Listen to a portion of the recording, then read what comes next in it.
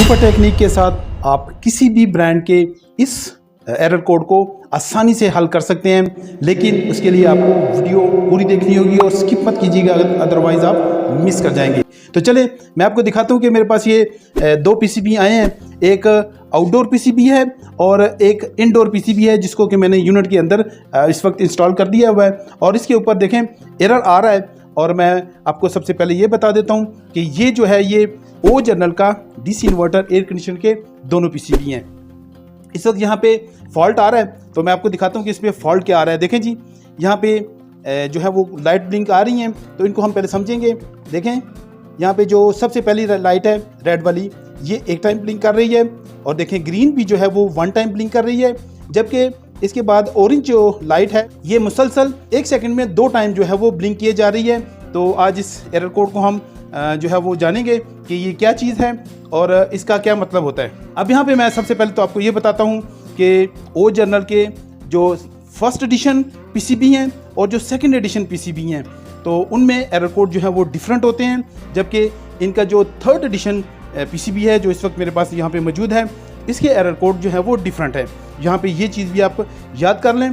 और इसके अलावा जो सुपर टेक्निक मैं बताऊंगा, ये पहली दफ़ा मैं आपको सबको बताऊंगा। इससे पहले आपको ना तो किसी इंजीनियर ने बताया होगा और ना ही किसी टीचर ने आपको बताया होगा कि आप ऐसा भी कर सकते हैं, क्योंकि मैं बहुत जगह पे ये टेक्निक यूज़ कर चुका हूँ और तकरीबन 98% जो है ये काम कर जाती है। 2% चांस होता है कि अगर उसमें मसला ज़्यादा आ जाए तो फिर जो है वो टेक्निक काम नहीं करती है। अब यहाँ पे मैं आपको ये जो LEDs आपको नज़र आ रही हैं और इनके कलर कोड नज़र आ रहे हैं, इनके नाम आपको बताता हूँ। तो देखें, जो रेड है इसको ऑपरेशन का नाम दिया गया है, जो ग्रीन वाली लाइट है इसको टाइमर का नाम दिया गया है, और जो ऑरेंज वाली है इसको सुपर क्वाइट का नाम दिया गया है। लेकिन कुछ मॉडल्स में जो लास्ट वाली है इसका नाम चेंज है। तो वो देखें, ये है जी इकोनॉमी, तो इससे आपने कंफ्यूज बिल्कुल भी नहीं होना है। इसके अलावा कुछ मॉडल्स में आपको जो तरतीब नज़र आ रही है रेड ग्रीन ऑरेंज, इसकी तरतीब भी आपको चेंज नज़र आएगी।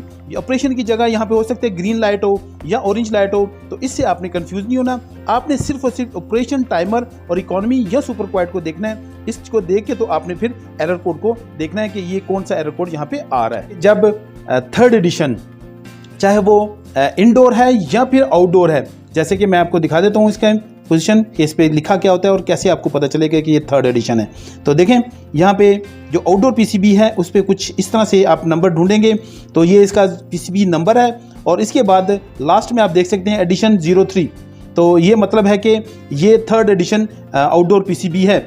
इसके बाद मैं इंडोर भी आपको दिखाता हूँ कि उसके ऊपर क्या लिखा होगा, लेकिन वो इंडोर जो है उसको आप पहचान लेंगे इसके एरर कोड से। जैसा कि यहाँ पे ये एरर कोड आ रहा है, देखें ये इस वक्त जो रेड है वो वन टाइम ब्लिंक कर रहा है, ग्रीन भी वन टाइम ब्लिंक कर रही है, और जो ऑरेंज है वो मुसलसल ब्लिंक किए जा रही है। जब इस तरतीब से ऑपरेशन लाइट, टाइमर लाइट और इकोनॉमी या सुपर क्वाइट की लाइट जो है वो ब्लिंक करती जाए, तो इसका मतलब ये है कि ये एक सीरियल कम्युनिकेशन एरर है। आपने इसको इस तरह से ट्रीट करना है। अब यहाँ पे जितने भी ब्रांड्स हैं उनके डीसी इन्वर्टर्स हैं चाहे इन्वर्टर्स हैं, तो उनके तमाम मॉडल्स पे सीरियल कम्युनिकेशन का एरर जो वो मुख्तलिफ एरर कोड की सूरत में आता है। तो अब मैं आपको बताता हूँ कि आपने इसको कैसे हल करना है, और इसकी सुपर टेक्निक भी बताऊंगा, लेकिन सबसे पहले इसकी वजूहात मैं आपको बताता हूँ कि क्या क्या वजह बन सकती है जिसके ज़रिए से फिर आप आसानी से इसको सॉल्व कर सकेंगे। तो देखें, सबसे जो मेन चीज़ पहले चेक की जाती है वो इलेक्ट्रिक को चेक किया जाता है कि क्या आउटडोर में इलेक्ट्रिक मौजूद है कि नहीं है। अगर तो आउटडोर में इलेक्ट्रिक ही नहीं आ रही है तो फिर भी जो इनडोर यूनिट है वो आपको जो है वो एरर ही शो करेगा। लेकिन उसमें भी देखें, देखना पड़ेगा कि कौन सा मॉडल आपके पास मौजूद है, क्या उसकी इलेक्ट्रिक जो है वो इनडोर से आउटडोर की तरफ जा रही है, या फिर के जैसे मेरे पास इस तरह केस है आउटडोर से इनडोर की तरफ जा रही है। अब इस चीज़ को भी समझ लें पहले, ताकि आपको फॉल्ट जो है वो आसानी से जो है वो आप सॉल्व कर सकें। अगर तो इंडोर से सप्लाई आ रही है और आउटडोर की तरफ जा रही है, तो इसका मतलब है कि आपने यहाँ जो टर्मिनल होंगे इनके ऊपर चेक करना है इंडोर पे ही कि क्या आउटडोर को सप्लाई हमारी निकल रही है कि नहीं निकल रही।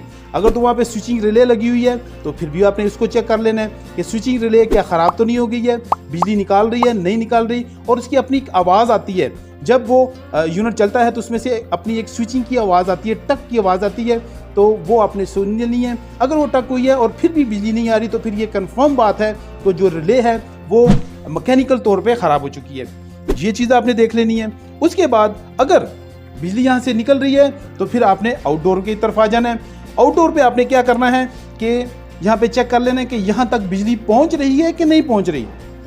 अगर तो यहाँ पे जो दोनों वायर्स हैं लाइन और न्यूट्रल वाली, तो यहाँ तक बिजली पहुँच रही है तो फिर आपने चेक करना है कि क्या कम्युनिकेशन हो रही है यहाँ पे कि नहीं हो रही है। तो फिर आपने जो उसकी थर्ड वायर होगी उसको चेक कर लेना है। तो जब उसको आपने चेक कर लिया तो अगर वहाँ पे कम्युनिकेशन हो रही है उसके बावजूद भी यूनिट नहीं चल रहा है तो इसका मतलब ये हुआ कि फिर आपका आउटडोर पीसीबी ख़राब है या उसका कम्युनिकेशन सिस्टम काम नहीं कर रहा है। या फिर ऐसा भी हो सकता है कि जो इंडोर है इसका कम्युनिकेशन जो सर्किट है वो ख़राब हो जाए, यानी कि वो सब कुछ सही काम तो कर रहा है लेकिन जो सर्किट है उसमें मसला है, तो फिर भी ये प्रॉब्लम आ सकती है। इसके अलावा ये फॉल्ट भी हो सकता है कि आउटडोर में जो है वो इलेक्ट्रिक तो आ रही है, देखें जैसे कि ये मेरा केस है कि यहाँ पे इलेक्ट्रिक तो मौजूद है, देखें मैंने लगाया हुआ है और ये प्रोब यहाँ पे इंस्टॉल है, तो 229 वोल्ट यहाँ पे आ रहे हैं, लेकिन इसके बावजूद जो है वो एरर जो है वो डिस्प्ले पे शो हो रहा है। तो अब मेरा वाला जो ये केस है इसमें जो है हमारा आउटडोर पीसीबी ख़राब है,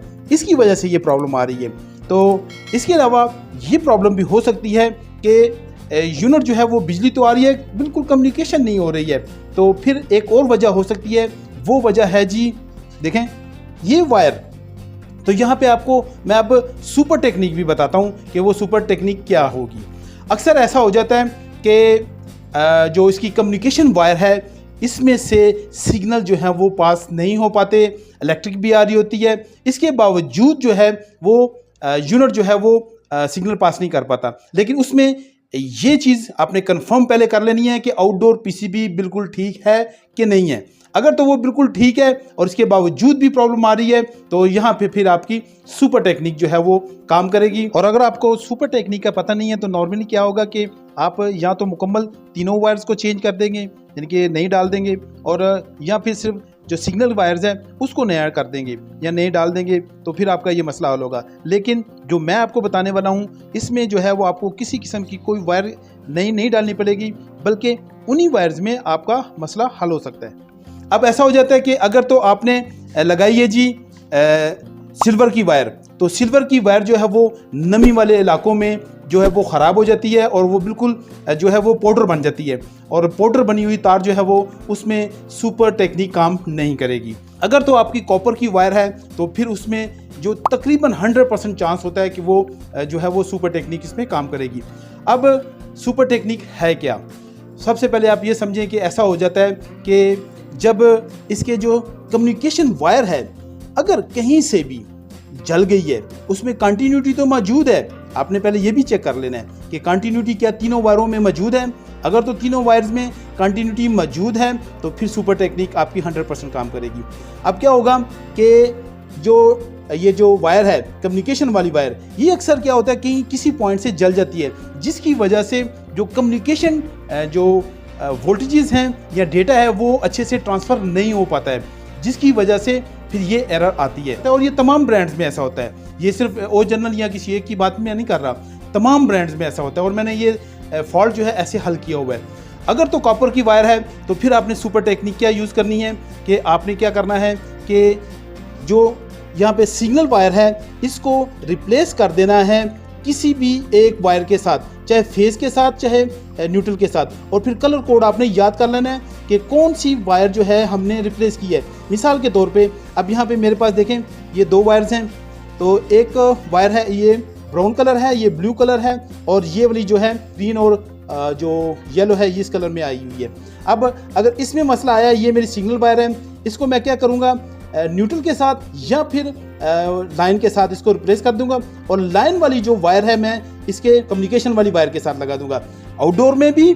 और इसी तरह से आपने इनडोर में भी इसी तरह ही करना है कि जो वायर आपने आउटडोर में चेंज की थी, रिप्लेस की थी एक दूसरे के साथ, वही वायर आपने इनडोर में भी रिप्लेस कर देनी है।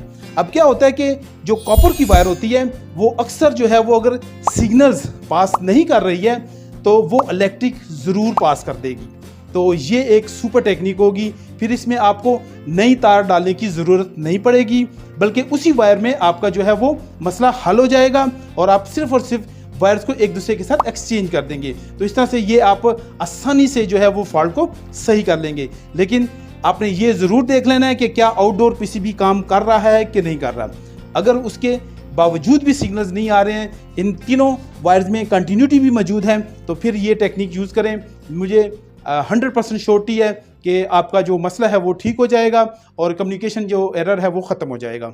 अब मेरा वाला जो यहाँ पे प्रॉब्लम है वो ये है कि ये सर्किट जो है वो डेड है, बिल्कुल काम नहीं कर रहा है। तो हम अब इसको रिपेयर करेंगे और रिपेयर करने के बाद जो है फिर ये मेरा जो मसला है वो ठीक हो जाएगा और यूनिट बिल्कुल प्रॉपरली काम करेगा।